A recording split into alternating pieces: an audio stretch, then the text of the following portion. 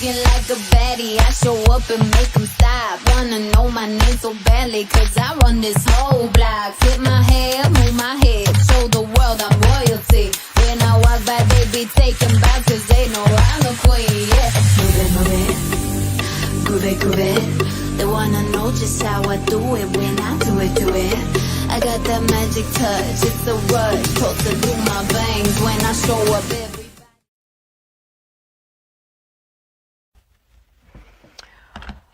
Hola mi gente, how are we doing today? Thank you for joining me, your girl Linda Lynn, on Could Be You TV on this Tuesday night. How's everybody doing? Let's get right to it. I want to send out happy birthday wishes to all our friends out there. So, happy birthday.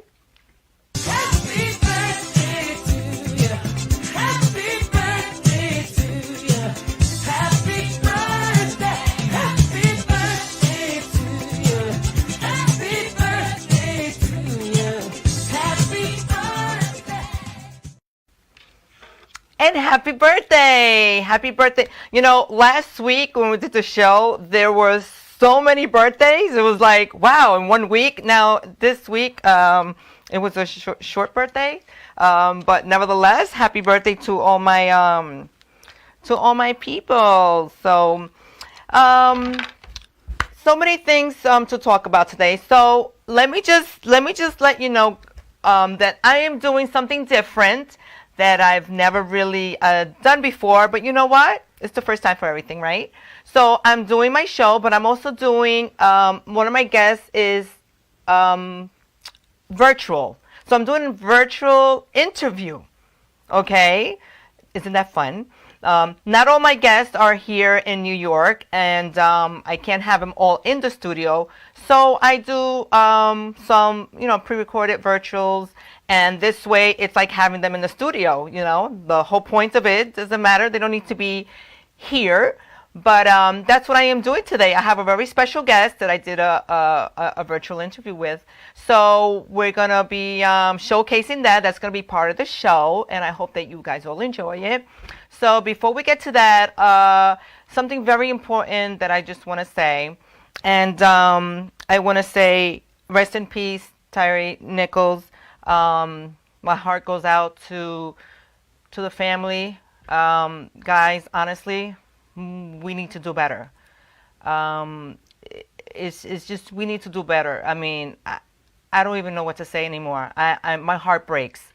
My heart breaks, and just my condolences, and we need to do better. And also, very sad news as well. I'm pretty sure a lot of you guys are into the social media and Instagram and you're watching the reels. And I'm sure you during the pandemic, we have a pair of a father and son, a young son and the father, who made us laugh and kept us entertained. They went by the name of the Enki Boys, which I'm sure you came across one or two of the videos. And I just want to say that I'm so sad because the dad passed away unexpectedly. I think not too long ago he announced that he had colon cancer, and I think he was trying to make everybody aware of it, and it's sad that he passed away. So condolences to him and his family as well. And if you didn't know who he was, I'm sure you came across one of these videos. Chad, do you sometimes sit and just be thinking like, man, I can't believe my best friend's a thug? You're not a thug. Yes, I am a thug. You're not a thug. Yes, I am. How are you a thug? I took hip-hop classes, Chad. That doesn't make you a thug. I stay strapped, cuz. You know this. You ain't got a gun. I always thought they were talking about seatbelts. You are not a thug. Did you know I took drugs? It was children's Tylenol. My pediatrician gave it to me. There's not a thuggish bone in your body. Then how come I've been to jail, Chad? To pick up your uncle. Doesn't matter. It does. I was different when I came home. You seem the same to me. I robbed a bitch the other day. You took a piece of gum from your baby cousin. And I'd do it again, bro. Derek, you do realize... I have 2 Nelly CDs. You know that, right? You convinced me. I can't believe my best friend's a thug. It's crazy, right? It is. It is. You wanna go play basketball? I can't. I have a cheerleader. I can handle him. Hold up. I can handle him. Now he's bigger than me, taller than me, and he's older than me and stronger than me.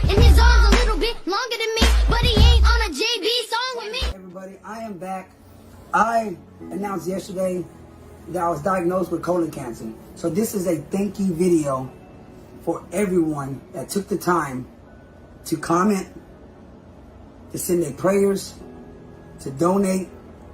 But the fight is far from over. This is more than me. This is a movement that I'm trying to make to aware young men like myself to go get checked, because I wouldn't want nobody to go through what I'm going through. And I stood to the plate and announced it to the world. And I knew I was selfish. And I did this because I feel like this was the right move to make, to let people know about this sickness, to let people know that you're not alone, because it proved it yesterday with people, so many people commented. And I knew I was going to get a lot of love from y'all. Oh, guys, that, every day, we all know someone that knows someone that's passing away. What is going on? Even I didn't have a time to upload it, but I was going through my the entertainment news, and also I had 2 people I think died on the same day. I don't know her name, but the original Wednesday from Aaron's Family, like back, I think she just passed away at, I believe I want to say at 66. I'm not sure from what, but at the same time later that evening, I don't know the last one, Cindy from Laverne and Shirley. Remember that show? I mean, am I showing my age by saying that? I mean, I remember as really little watching this show. But her as well, and she was young too. Like last week, Lisa Marie Presley. Like, it's scary. It's scary, and to know that that he just passed away, and he was only, I believe, 33 years old. Randy Gonzalez from the Enki Boys was only 33 years old. And to think that, as you know, this disease, cancer, it does not discriminate. Like, it does not. And it's sad, because like I said, we all know someone who knows someone. I personally know some, people who are affected and who are fighting it right now. And it's scary, and I just wish them all well. And I hope that everyone, and I'm going to do the same thing, like scream for things that you think that you won't even be, of age of. When they usually have brackets when you're from this age to that age, she gets screened for this, and the guys, the men for the prostate, and I don't think there's even an age for it. I think just do it on a regular, because how do you know? How do you know? So yeah, cancer sucks. Dying sucks. And I don't want to see any more people dying. Okay, so everybody take care of yourselves. But with that being said, my guest, my guest, like I had mentioned before, this is the first time that I'm doing this virtual interview. Okay, and usually when I have somebody in-house, it's so broken up into different segments, and I have more or less like a timer, which I know how to flow my conversations with my guests in-house. But for some reason, with my my guest that I'll be introducing soon, we were just chatting it up. I just forgot even the time. I didn't even know that it went over an hour. This show is not even an hour. Meanwhile, the conversation just went on, because he was very interesting, intriguing, informative, intellectual. Oh my God, you would think I'm sponsoring him for something, right? but I'm happy to to have do this interview. One of my first, because I already did one last week, but it was a short virtual interview. This one happens to be a little longer, so it's like you guys were watching it in-house. It's not in-house, it's virtual, but it's a pretty long video. But you'll be so amazed of the things that are being said that you'll think it's in-house. So Bob. We're still loading, honey. I'm We're sorry. still no. That's okay. That's okay. We're just having a little bit of technical difficulties, so we're just gonna continue chit chatting here. And I'm happy that we're gonna introduce Russ. Okay, Russ. I don't even know your last name, Russ, but we call him. He's a professional bodybuilder, and he's also a nutritional consultant. And like I mentioned in the video, I met him a couple of years ago through a friend, a mutual friend. So Jared, let's give him a shout out because of you. We, in a group setting, we met, and I just loved every time I used to look into his page and his Instagram, and everything he did was very intriguing. And I think it took a while before I actually got him finally to do an interview. So here we are. I'm doing this virtual interview. But Bobby, how's that going? We are uploading. Unfortunately, I can't go to the break until it continues to load. So Okay. Oh, jeez. Okay, well, this is what happens when you're on live TV, I wish there was more birthdays, because the birthdays would have gone longer, now. But I'm with Bobby here, so Bobby's going to be chit-chatting with me while we get this uploading. But yes, touching back on, you know what? I don't have a picture of it. I wish it would have been uploaded, but can somebody tell me about that whale? They just found a dead whale on Lido Beach, I believe, right here on Long Island. So even the whales are dying on us. What is going on? Like that was so, I don't even know. Did you know about that, Bobby, about that whale? Oh, I did not. Well, I had the picture, but then I said, I said cut it out. But now that we need to buy time, but luckily enough, we're back, and we're good now, right, Bobby? Let's go to a break and come back. All right, so we're gonna take a quick commercial break, and when we come back, we're gonna go straight into my interview with Russ. So I hope you guys enjoy it, and I'll join you in when it's over.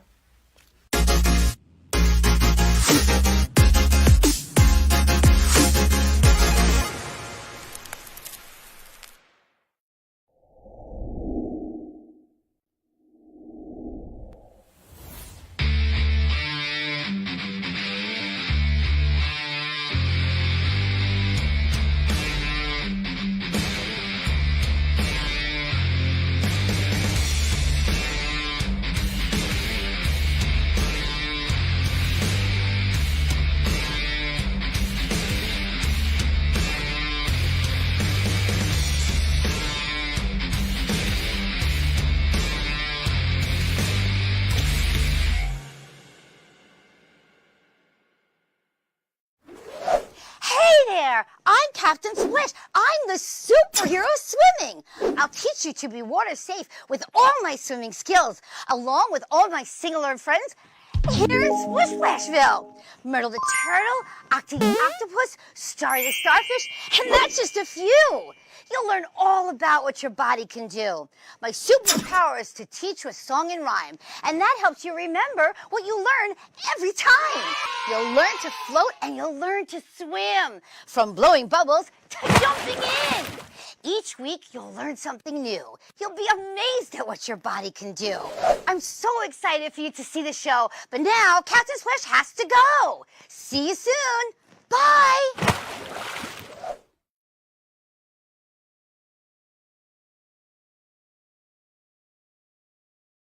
General weight loss tips. Wow. What I've noticed consulting with individuals is little rules. A lot of people do well when they set up little rules and they do like an intermittent fasting because it nonchalantly puts timelines and restricts how much they can eat. Or someone does like a low carb because they literally just cut out 1/3 of our macronutrient source. So simple rules. Set up simple rules for yourself and focus on the key to success when it comes to dieting is not feeling hungry. And that means you want to eat more food, but eat less calories. So you want to fill up your plate with foods that are going to really fill up your stomach and make every meal feel like it's Thanksgiving and you are just so stuffed that you can't eat anymore. But you don't want to exceed your daily calorie needs. Thank you much, Linda, for having me. I'm very flattered that I was invited to your show. So I'm looking forward to chatting with you and having a good time doing so. Absolutely. I've been looking forward for this a long time because I think I met you a couple of years ago through a mutual friend. Let's give him a shout out, Jared. Jared, if you're out there, let's give him a big shout out, Jared. For the introduction. But ever since then, I have to say, I've been very interested and intrigued by every time I watch your page on Instagram, and I'm going to start off by saying that the first thing that captures you when you look into your Instagram page, because you are, not only a nutritional counselor and, a fitness overall, like you are a bodybuilder, as well. This is what you do. This is your life, right? Correct. So when you see this bodybuilding guy, and then on the title says pizza diet. Yeah. Don't we all love pizza? But isn't like pizza one of like the no-nos when you're like, you need like in detail, we're going all the way here. We're gonna get to the nitty-gritty of exactly what is the method, what is the whole thing behind this pizza, because I need to know, because I love pizza, and who doesn't love pizza out there? So for those of you that are a little confused like I am, like pizza and fitness, like how did you come up with that? How did you like even know that this is going to be a combo? Well, that's a great question, and I appreciate you expressing it, because this is a very common concern that I deal with 99% of initial consultation / clients is the good and bad with food, and that type of reputation and that mindset actually creates kind of like an eating disorder, when realistically, before I get into a tangent, I'm gonna try and consolidate this information. Is all food is good, all right?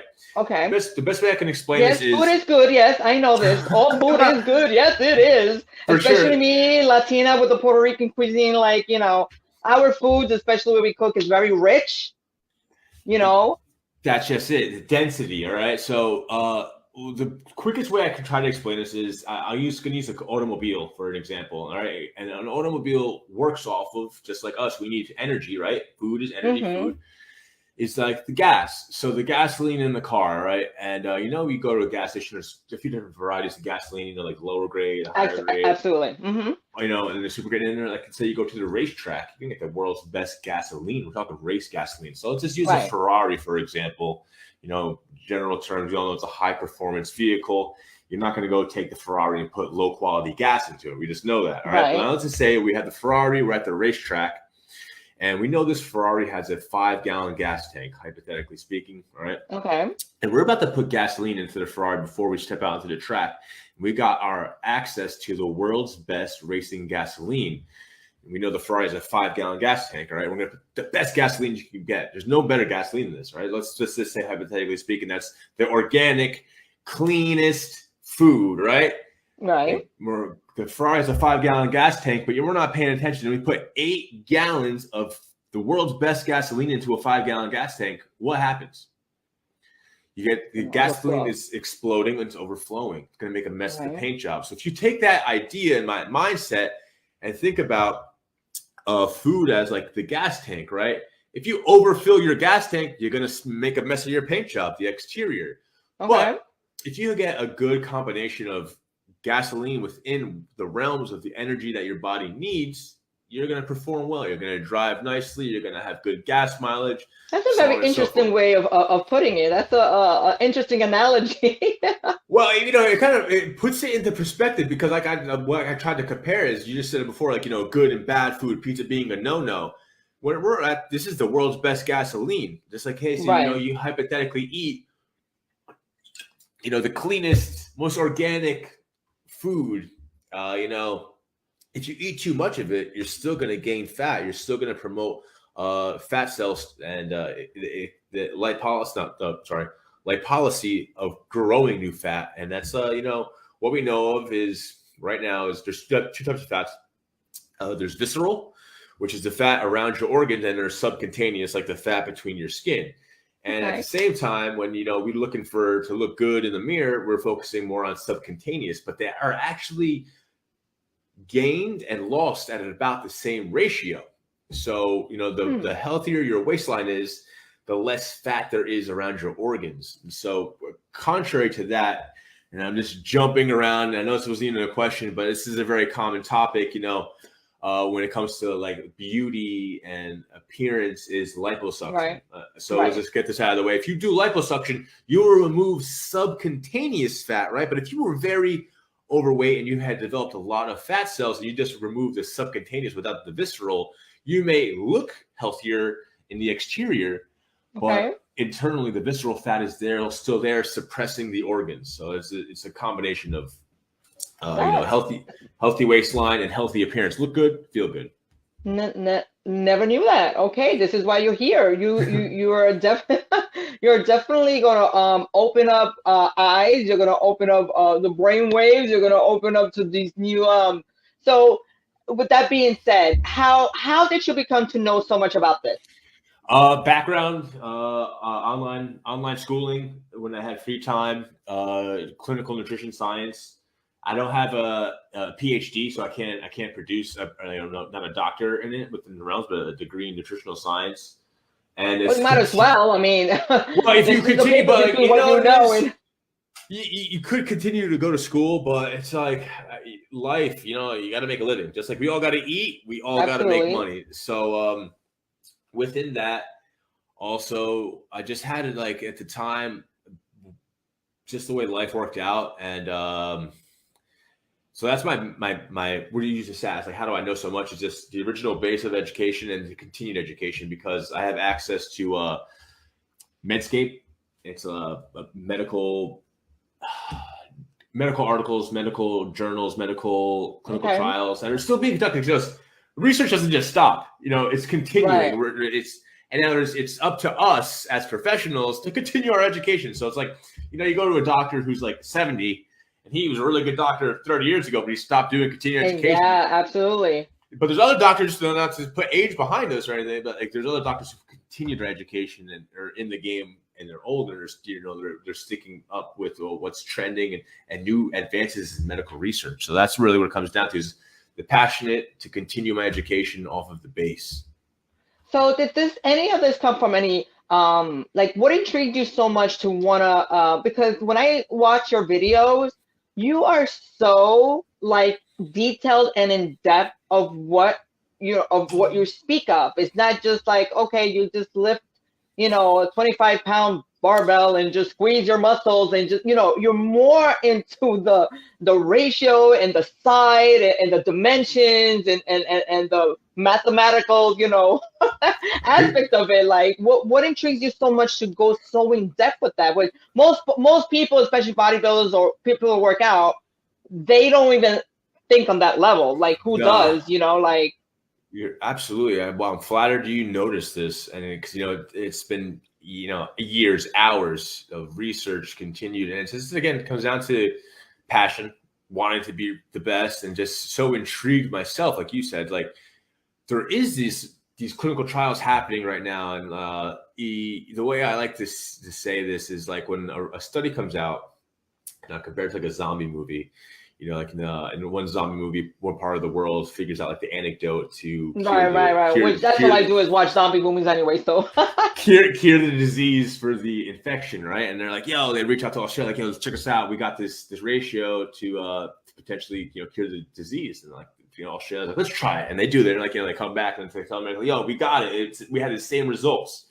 So that's the thing. If one study comes out and it's just like so absurd, and no one can duplicate it, that's called anecdotal. But if there's studies coming out from all different parts of the world, from high quality, sports research universities, laboratories, and we're debunking a lot of things that we initially thought. And it's also just, again, advances in technology that are allowing for this to happen. So it's just super interesting, because even for myself, I've got 13 years of experience, and things that I did 8 years ago, I don't do at all anymore. It's because it's just not necessary. It's not optimal for what we know to get a response. Like previously, when it comes to like weight training, you're talking like lifting the barbell and squeezing, right?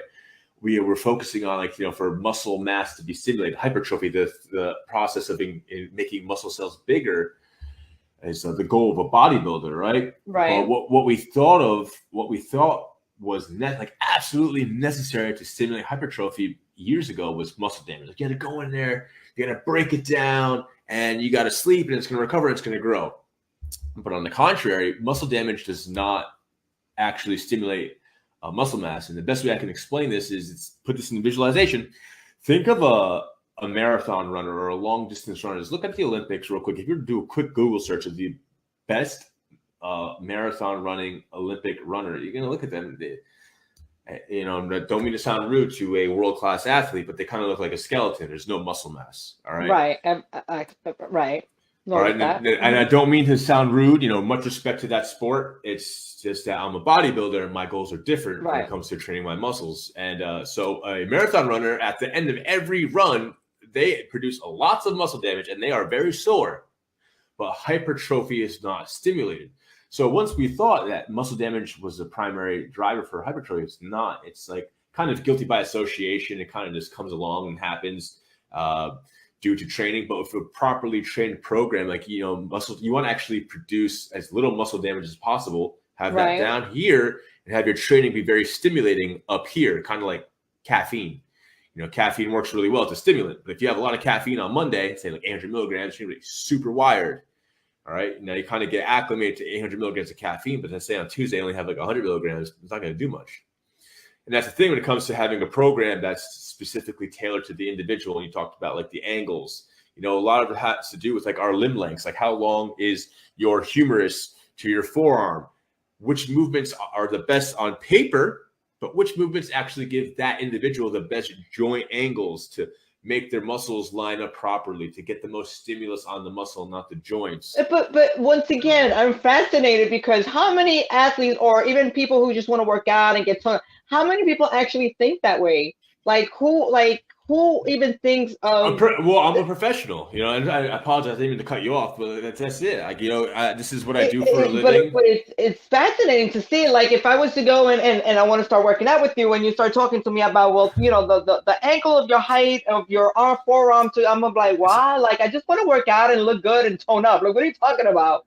Like, how do you explain this into simpler terms for people that just say, I just want to tone up? Like, do you feel like you have to go through the process of telling them what you've learned? Because I'm sure that, I'm sure like a lot of nutritionists and fitness, gurus, experts, they all have their opinions of how to work out or how to eat. Or you see it a lot in the infomercials, and you'll see it a lot, when one will say, you think that the Atkins diet is the way, and you think, but actually it's just the opposite. But then you have the people go, I swear by no carb diet, no carbs and no this and no, and everybody swears, 1 hour straight running, 300 miles an hour on the treadmill. That's how you're going to and they all swear well, that's how I lost weight. And that's how I lost weight. And that's and there's so many, I don't want to call them fads because, for some people it might work, some people it might not. But it's so much, how do you, as a person who wants to start, saying, okay, new year, new me, I'm going to start working out. What is the most simplest advice and the most simplest way that a person who's never really gotten into fitness and nutrition, what is the easiest way and the most simplest form that you can guide them to tell them to start? All right. So if this is just someone who's just, let's just say like this is like a brunch party and we're just doing a quick chit chat and down those lines. But if I'm actually consulting with someone, like you're hired me for the initial consultation, we're sitting down, there's a difference. So I was going to talk to the general population, someone who I probably feel I'll never see again, just a quick chit chat. I tell them, think of the scientific laws, all right? The laws, because also bringing it back to a car, all right? There's point A to point B.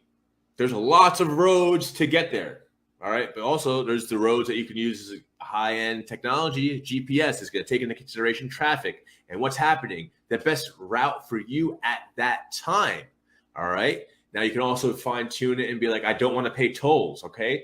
So that's where the individual approach comes into place, like the person's schedule. How much time do they have? Do they actually have access to a gym? Have they ever trained before?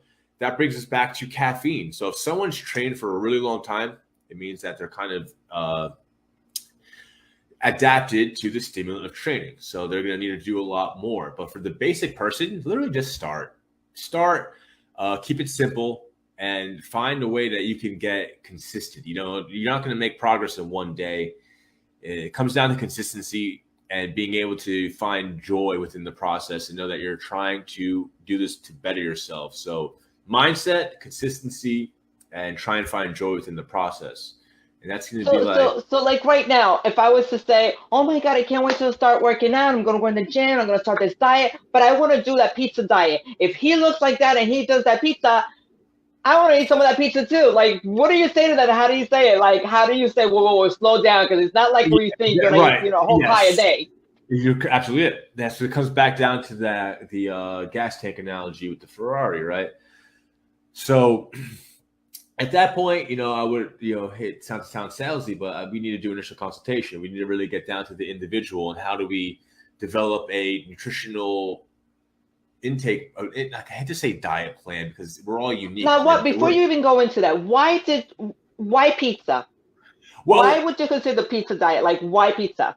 Because honestly, it's like I just want my personally my favorite food, and the fact that I'm a professional bodybuilder and I'm eating pizza. I have my girlfriend who's rated top 3 drug-free athlete in women's wellness. By the way, beautiful, gorgeous. Like you guys, like together, you're gonna take over the world. Thank you. Yeah, right. I said that'd be great, but in a great fashion. Like I want to be a world leader where my people love me. I'm not gonna be like they fear me type of thing. Anyways, but that's a different story for a different. We'll get to that later. Yeah. It comes back down to balance, all right, and understanding the gas tank. So let's just say a slice of pizza fills up the gas tank 33% of the way. All right. Is that the carb? Is that the dough? Is that the wheat?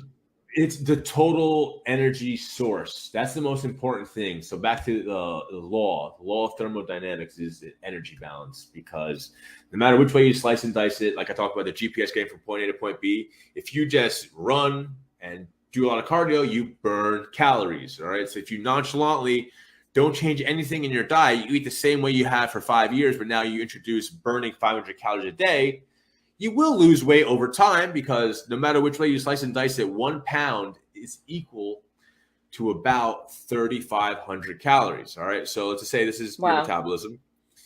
And every day you eat, if you have the opportunity to eat a little bit less than your metabolism, you create a negative energy balance. You put less gas in the tank. But if you overeat, you put more gas in the tank. So let's just say this is like a 200 calorie plus, 200 calorie negative. This is the metabolism. We'll just make it simple. We'll call it 1,000. All right, so if you eat 800 calories every day, you will create a negative balance of 200 calories every day. And over time, you will reach that point where you'll have negative accumulation of 3,500 calories, and you will drop a pound. Now, nonchalantly, let's say you overeat 200 calories a day. You're not going to gain a pound every day, but over time, 200 extra calories, 200 extra calories, 200 extra calories, you will gain a net positive of 3,500 calories. And so basically, are you talking about the calories? Is that what we have to watch for? Is that what it is? Or like, yes, is that the key? That's the most important thing when it comes to understanding your health needs. The word diet means lifestyle. Understanding your lifestyle is creating a balanced energy intake. And, within those calories, that's your metabolism, right? How much you metabolize. You need to fuel your body with essential nutrients, things your body cannot make, aka the word protein derives from the Greek language, and protein means most important. Now, not to have a dogma behind protein, because it's like bodybuilders like, yo, protein, bro, protein shake. But protein is super important. It's very important. And there's, the amino acid profiles within protein are the building blocks for just about every living thing. And with that, everything has protein, right? A slice of bread will have a typical traditional slice of white bread might have like 2 grams of protein. And that's not enough for. So would you have to throw in some chicken on that pizza to make it like negative? As a mixed meal, dairy is actually a very high quality protein source. Dairy.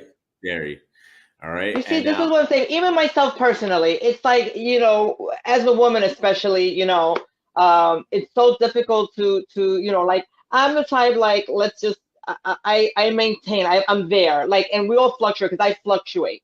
I can never seem to either, I'll drop those, 5 to 10 pounds, then I'll go right back at it. And then it's just like I'm never stabilized. Like I can never seem to find, like, can I just stay here, Because I hear, okay, well, stay away from dairy because dairy, contains this and this, and that's the most fattening, blah, blah, blah, blah. So I'm like, okay, then I'll stop drinking my milk that I love so much, and I'll stop, and I'm gonna turn to, I don't know, almond milk and bad. It's because no one is actually sitting down and putting into perspective their actual nutrition needs and creating consistency.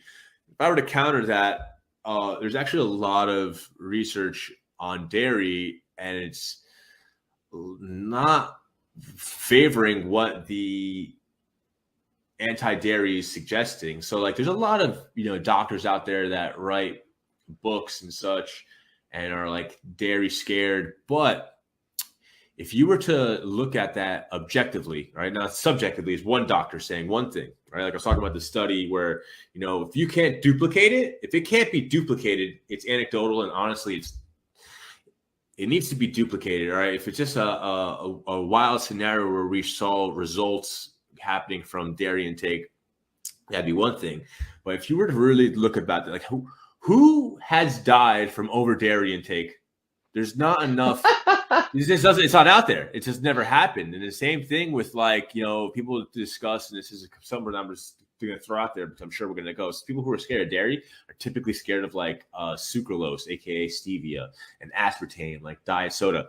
There is not because you hear it all. You hear it. That's all. what I'm trying to say. Like everything is like you touch something, and it's like the first thing anxiety. Let's just say like, whoa, the best thing is Atkins. You need to cut down your carbs. Right. So and you're like, okay. It's all subjective. There's not enough. People aren't looking at it through a microscope, right? Like I hate that you said, like, I'm going to come at it very scientific. If you were to look at it through a microscope, and I know we're jumping around a bit, and you were to look at things and be discussing, let's just say we took an organic banana, right? You took an organic banana and you threw it under a microscope, you would actually start to think of things like, go back to like high school for a moment and think of things in like biology class. Think of things as elements and atoms. Right? Element table. Everything is a chemical compound. Me, you, this water is H2O is a chemical compound. All right. So the way things are mixed together, if you were to look through it as a microscope, you would see like it would be like, artificial color yellow is actually a derivative from a banana. It's in bananas. If I were to send you through the microscope ingredients list of an organic banana, your mind would be blown. It's just that people flip over a nutrition label of most foods and they are looking at the things that are added to something because it was processed. And I hate to say the word processed, but everything goes through a process. Even an egg, it goes from the chicken. It's plucked. Take it. It goes into a carton. A carton gets delivered. That's a process of how we get to the store. Yes, heavily processed foods, like let's just say cake, are so dense, like the words you used before, like to eating, it's going to be so high in calorie and low in nutrients. So you do want to have a diet that's like, minimally processed just because of the overall nutrient balance. But now I get back to like, sorry, I'm tangenting, is the chemical compound of foods and, like aspartame and such. No one on earth has had an aspartame overdose. Like who's dying from aspartame? Can you just clarify what exactly is that? Let's just clarify. Is it like a substitute for sugar, right? Yes, it's okay. The aspartame is sucralose. So it's a 0-calorie amino acid that is sweet that you taste and it tastes sweet. That's it. It's aspartame. And so is that more responsible to eat than actual sugar, domino sugar from the straight from the box? Like it's gonna have no calories, and what we know of now is I talk about the gas tank of the Ferrari. It's gonna help you keep your gas tank near the metabolite. The metabolism is here. You want to eat right here. You don't want to go above, and you don't want to go too below. So, having a balanced diet where Linda is eating, sweets that she enjoys and triggering those taste buds versus actual satiety. She's enjoying her foods, a good relationship with eating. That's the most important thing, the bigger picture. I'm in love. I'm in a relationship with food. It's honestly the most important thing of life. The diet is, there is no choice. You're either like, oh, I'm not on a diet, but you are. If you ate food that day, you're on a diet, because that's just what the word actually means. Diet doesn't mean like, oh, I'm on a diet because I need to get lean, or I'm on a diet because I'm type 2 diabetic, or whatever it may be. Like, we're all on a diet. There is no choice. You're on a diet every day. Are you a victim to your diet because you don't know a damn thing about how to have a proper balanced diet? Or are you a victor to your diet because you understand that all food is a calorie source, all food is the opportunity to get your protein and your fiber, your essential fats? Are you winning or are you losing?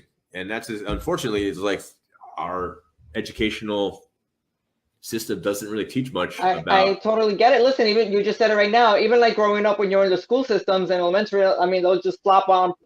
You don't even know what you're eating. Like, what is it, frozen stuff? And you grew up not knowing, but as you get older, and then and I always say this, like, when you're younger, and because your metabolism is going, you're like, oh, I look good. And then when you get to that certain age, you're like, wow, I should have done this back then, or I should have been more weight. Like, I wish there was more knowledge and, of the whole fitness and nutrition now, like, now, back then as there is now, because I've realized that now in this generation, like, we live in a world that we're more health minded, like we're minding our health more, our fitness. People, especially with social media, everybody wants to look good. Everybody has a fitness page. Everybody's a fitness model, or bodybuilding, whatever. It is, it's a good thing that everybody's mindful of their body and and who they are. But very quickly, you did mention the organic banana. Mm-hmm. What exactly, to me, what is organic? What's organic? That is it more? Is it pure? Is that what it is? No chemicals. So, like, what honestly, is the difference? That's just it. There really isn't a difference. If we were to look at the clinical trials where they compare, farm-raised organic beef to free-range cattle, and if we were to taste test, then like there is no effing difference, not the curse. The same thing when it comes to the chemical process of, like, some things they will say is organic is because it lacks pesticides, or the chemical compounds where the soil of where it's grown, when most agricultural sources of fruits and vegetables are grown to grow fast, grow strong, grow big. And that's because they understand what makes those fruits and vegetables thrive. So when it really comes down to it, your organic is just a more expensive, probably, again. It is. That's what I'm saying. Like, how much, you go and you're going to pack a pack of bananas that are organic, and there's so much more than the one, and you're like, yeah. What is like, how do I even know what's true, what's not? That's the tricky part. Yeah. Again, back to, if we were to look at, studies, and you got to think about it, things that can make a study good or bad. All right. A good study would be that it's not being funded by the manufacturer in hand. Like, a lot of times, like, supplement industry will be like, if you scroll through the whole study for it to be published in a medical literature, there has to be doctors around. There's a lot of little stipulations that need to take place.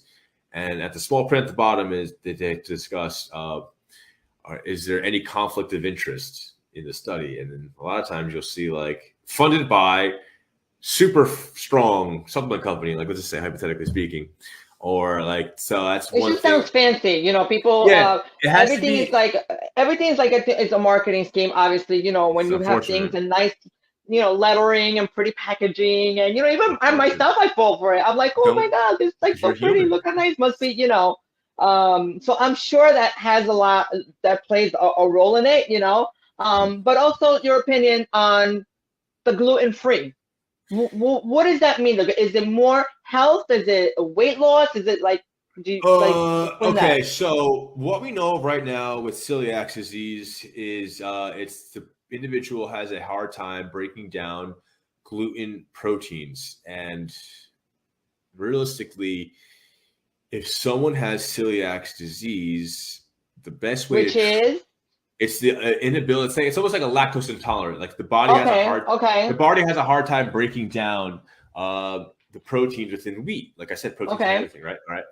So if someone is actually clinically diagnosed with celiac disease, which is actually very rare, super rare, and they have like bowel syndrome, irritable, like I almost want to say like a hard time digesting, constipation and or diarrhea, painful gas.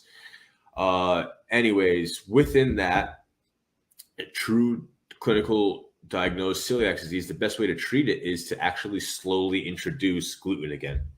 So if someone is celiac disease, they're really diagnosed with it, they want to limit their gluten, and they also want to slowly introduce it again.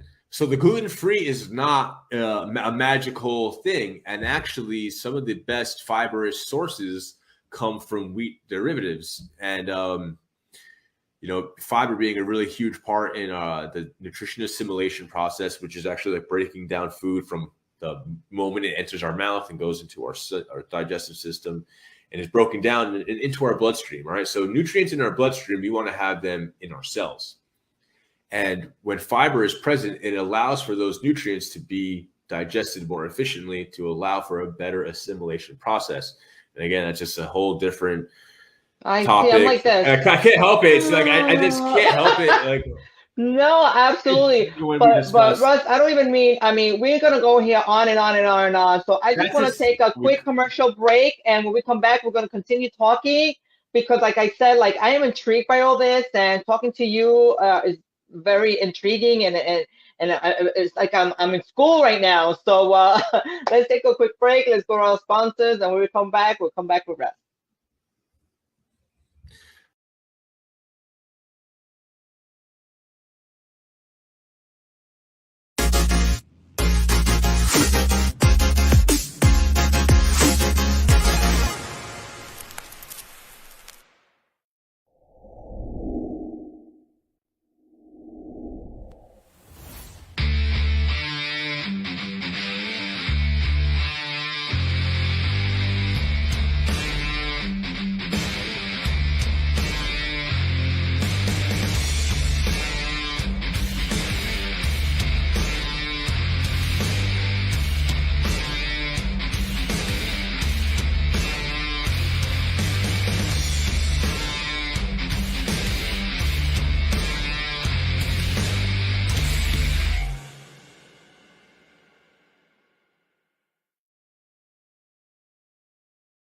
What do I actually mean when I discuss reps in the click-clack format? It means that the rep is non-negotiable and completely completed in the concentric and eccentric movement. There is no more range of motion to be had. So if you perform a click-clack rep, it's non-negotiable. You used all muscle, no momentum. And based on multiple studies, a meta-analysis, full range of motion seems superior for stimulating muscle hypertrophy. So it's something to take into consideration with your programming. And here, if you're catching up now or you haven't been up to date with what's going on, I have here Russ. Russ has been so informative. If you were just joining in now, I feel so sorry for you because you've missed so much. You're gonna have to watch the show over again on reruns because Russ here, our nutritionist expert, he's a bodybuilder. He's just an overall health, enthusiast. Like he knows like I'm here, like I'm in school, like and learning. And we're gonna continue talking, about all the I want to hear the myth, the pros, the cons of everything that has to do with eating. Being vegetarian means that you just don't eat animals, and no animals die within your diet. All right. So dairy comes from animals. It's an animal product, but the cow is fine. We milk the cow and we use its milk to produce food. So same thing with egg whites. The chicken itself is fine. It lays eggs, which is going to lay in natural life. And a lot of those eggs don't always hatch just in general. So we're not going to sit here, people will discuss, but is that but is that more like a mindset, because of religion or because you're sorry for the animals, you're an animal? I'm an animal lover. So at one point in time, just an animal lover to the max. And I'm an animal lover too. Animal lover to the max. And also just because of the stigma behind, bodybuilding and protein. So I wanted to show people that you could be developing muscle mass and not really eat meat. You don't need to eat meat. There's not a need to have 400 grams of protein like the typical dogma of bodybuilding, 8 ounces of chicken and broccoli. You don't need to eat like that to be a bodybuilder. And I was winning championships, drug tested at the time, the National Northeast 2017. That's sometimes gone by. Which, by the way, I've seen a lot of your videos, and congrats. I've seen they're fascinating to watch and all that. But you do know that you are going to have those people out there who will question, how it's impossible. How do you can't get like that naturally. That can't be natural. There must be, people don't, I guess, realize or understand that it is possible. Yes. Because you're understanding what actually needs to happen to stimulate muscle mass and burn fat. And that's just what I do. Breaking it down, you don't need to have chicken and broccoli. At the end of the day, when you eat chicken and broccoli, your body doesn't know that it's chicken and broccoli. When you're digesting it, it sees proteins, carbohydrates, fibers in the broccoli. But you can get that from other sources. You can get protein from other sources with similar amino acid profile, and so on and so forth. So back to veganism and vegetarian. Vegetarian is not killing animal, but you can use animal product. Vegan is no animal product, doesn't touch an animal. So no dairy, no egg, strictly legumes, vegetables, fruits, nuts, grains. Training wise, from what, I talked about before, what we know about what stimulates muscle mass is, the response to stimulating training is not necessarily muscle damage. It's just creating a stimulus. Having your central nervous system tell your body to grow muscle mass is due to the fact that you're telling your body to, let's say, move. You're moving a few reps of the bench press, rep 6, rep 7, rep 8 comes. It's hard. I'm telling my body to move just like it did 7 reps ago, but on rep 8, it's not moving. Having that system, have that mechanical process where you're telling your body to move, your brain is sending signals to your muscle to move, but the external force is not letting your body move, is realistically the only thing that matters. But there's a few other things in that realm where if you put so much weight on there, that just happens on your first rep where you don't get enough muscle contractions. It's not optimal, but that's going to be great for strength. Anyway, I'm not a vegan, but I still love my kale and apple. Right, those are great. They're great foods. And now you're just nonchalantly eating less calories. You're going to lose weight, but within that realm, if you're cutting out the essential nutrients, meaning you're not getting enough vitamins and minerals from high quality protein sources like eggs or steak, honestly, and you're going to suffer in other realms. So it's you can lose weight eating Twinkies. There's actually a Twinkie diet out there. You can have, 800 calories of Twinkies. And I actually don't like Twinkies. Me neither. But you can lose weight eating Twinkies, but will it be good fat loss or will it just be overall mass, that you've lost? When someone trying to lose, like you said, you want to look good and tone up, your objective at that point is to remove the stigma and the dogma behind the word bodybuilding. But you're trying to actually, I just want to tone up. Oh, I don't want to be a bodybuilder. But actually, yes, you do. You want to lose fat and increase muscle mass. I'm looking brolic, but I'm I'm not losing weight, but I'm looking brolic. So again, it's having a program specifically tailored to you. And there are people who are more responsive based on their body type, but their body type being, yes, limb length. So if you have the ability to have great joint angles nonchalantly so easily with a press or a pull where you just get such good joint angle and great stimulation on those upper body muscles, but not so much on your lower body, because typically that's actually what actually happens with women is their lower body limbs are much longer. So it takes a lot of understanding how to take every individual into the appropriate movements to get the most stimulation out of those exercises.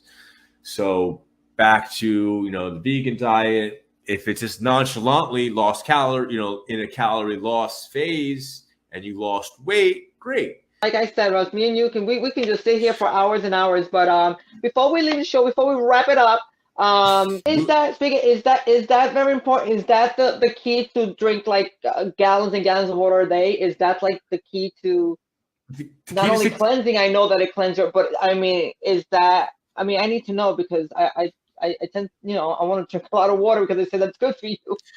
Right. Water is definitely important and it aids to the satiety factor. So there's sensory signals within our stomach. All right. Now we're in a tangent, jumping around, but it's cool.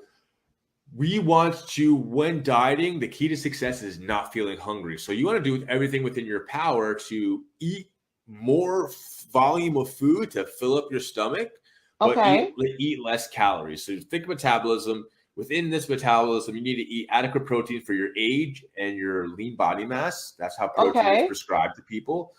Also, for every 1,000 calories you metabolize, it seems like we should have 15 grams of fiber coming from both insoluble and soluble sources. All right. How am I supposed to, if I'm doing that, how do I know how much 15 grams of freaking fiber is coming into whatever I'm eating? Like, is there like a gun that just like detects beep, beep, beep, and how is one supposed to? Well, this is why so confusing. Unfortunately, not to sell myself here, but this is what I do for a living. I consult with people, and I'm like, well, we absolutely need to let everybody know before we leave the show, and it's almost about that time, because I forget. Yeah, time flew by. I'm having a great time chatting. Sodium in your system, your body notices that. Have you ever had Puerto Rican food? Right on. And again, sodium is not a bad thing, but if sodium is can't high, have good Puerto Rican food without the salt. Right. If sodium is very high, a hormone called aldosterone is elevated to try and regulate blood sodium. And one of the things that it actually does, back to muscle mass is honestly an organ, and an organ for health, because the most important thing is our blood lipid profile. So if sodium is very high, that's where high blood pressure comes from. Your body's first response to high blood sodium is to deliver it into the cells of the muscles.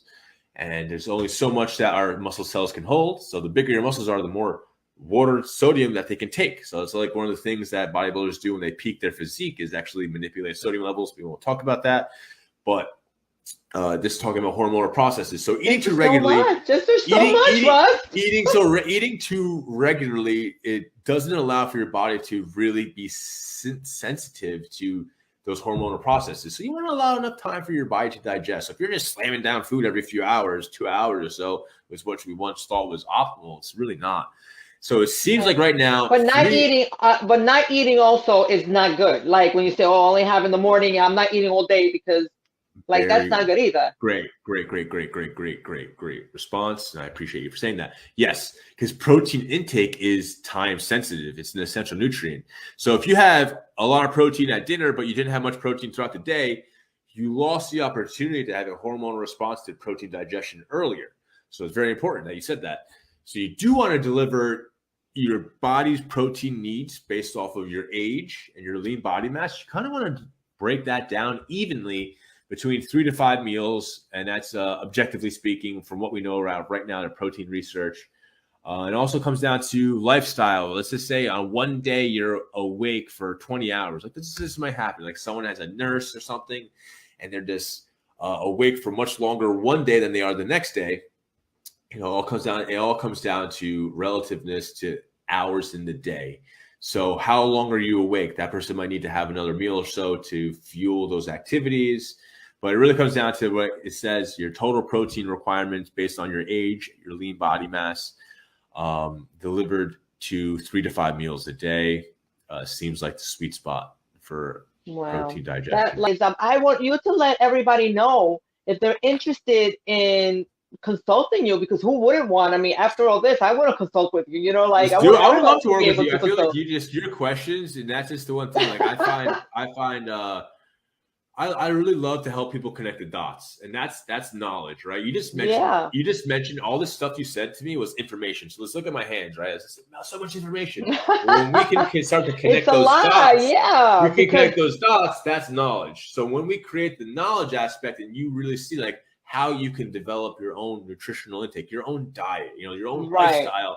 I love it. We definitely. But I want to share this with the world. I want to share with everybody. So why don't you tell all the people where can they find you? What are your handles? Let them know how they can reach you. For sure. So I'm actually accepting new clients as if we speak right now. I'd love to have Linda on board, but that's for another topic. You can find me on Instagram. The website is being developed as we speak. Like I'm really invested on a whole big campaign right now. I'm putting out a lot of content on Instagram with stuff that we literally just talked about. Like a lot of the common DMs that I get, I'm turning them into just content on my Instagram to develop more trust. My goal is to have people be able to scroll to my Instagram and kind of consult with themselves. If I can just touch people and help them connect some dots and develop a better, health relationship, help them lower their waistline, their visceral fat, and get a little healthier, great. But if someone really wants to optimize the process in a little amount of time as possible, I do consulting.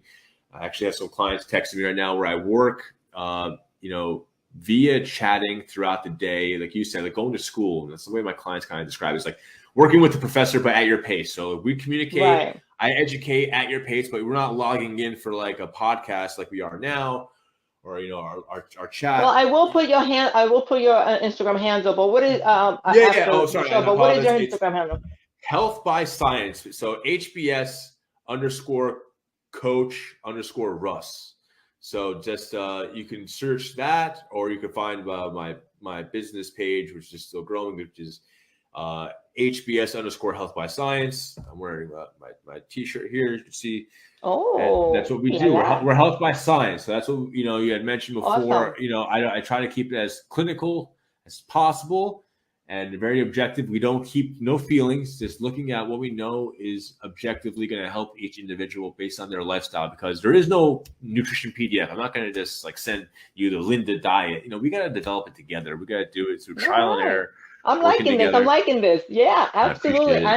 I love it. Listen, Russ, oh my God. Like I said over and over, we can just go on for hours and hours. Thank you so much for joining in and chit-chatting, and I'm sure a lot of the viewers were very intrigued as well as I am, and they have more questions, and I hope that everybody hits up Russ. If you have any questions, this consultation, I think as you all attest to it, he's amazing at what he does. Thank you. So once again, thank you so much for joining in. And I hope definitely to see you again. You have to come back and be a consultant on the Cooper TV show. Heck yeah, I would love to come on here with maybe someone who it reaches out to me via the show, and we can discuss my process. Absolutely. That would be really cool. That's my goal. So someone watching this, Linda's helping me connect the dots with you, I guarantee your success. I want to have us both on the show with Linda so we could talk about how awesome. Ooh la la, you hear that? Oh, we got something going on here. I love it. All right, thank you so much. Wow. Let's give our special guest, Russ, a round of applause. Come on, guys. How amazing was that? Was that informative or what?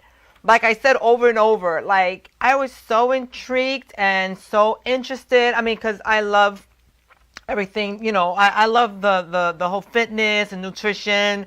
You know, it's a lifestyle, and I'm only getting started, and you know, I'm always fascinated by what's out there and what's good for you, what's not, and you know what. And he was actually so, as you heard, very informative, easygoing, funny. Like I just didn't know, you know. And I'm so sorry for the little technical difficulties in the beginning, because that's exactly what happened. We just went on and on and on and on talking, not realizing that the time went over, and now I had to edit that and stuff like that.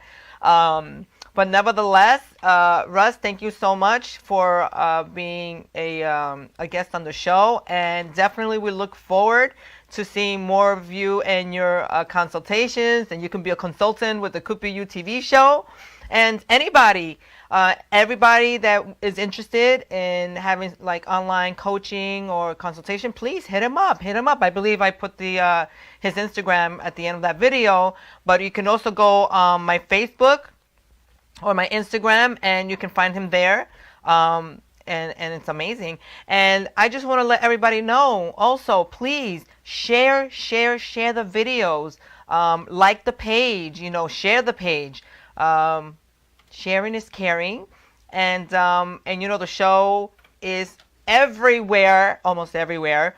You can catch it, you know, live, Facebook, YouTube, Twitter, Twitch.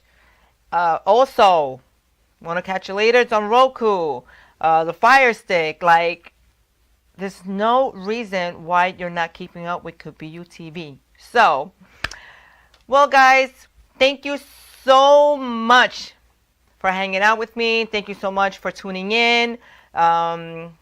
It's going to be great from now on. Amazing guests coming in every week. So I want you to stay tuned. And I will leave you off with an inspirational video. And I love you guys. Los amo mucho. Please stay safe. And I'll see you next week. So thankful to everybody. I know that it isn't enough just to be thankful. This is just the beginning of the impact that I wanted to have on the world. And with God's guidance, I will continue to do wonderful and great things. I couldn't do this without any of the support and the love. And I can't wait to continue to take y'all on this journey with me.